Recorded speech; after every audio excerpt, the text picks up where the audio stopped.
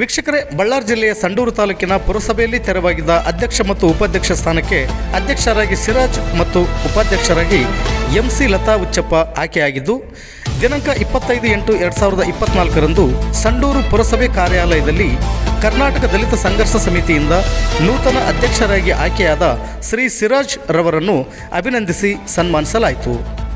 ಇದು ಗರುಡ ನ್ಯೂಸ್. ನಾನು ಮಲ್ಲೇಶ್ ಕಮತೂರು.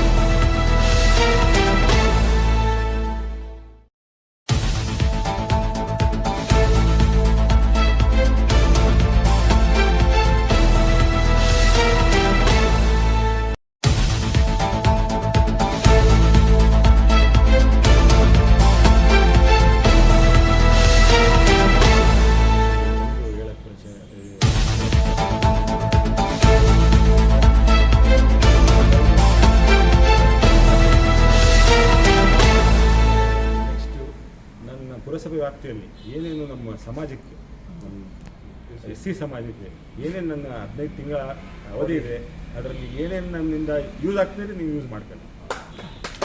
ಆಮೇಲೆ ಈ ಸಮಾಜದ ಆಶೀರ್ವಾದ ನನ್ನ ಮೇಲೆ ಯಾವಾಗಲೂ ಇರಲಿ ಅಂತೇಳಿ ನಾನು ಬಯಸ್ತೀನಿ.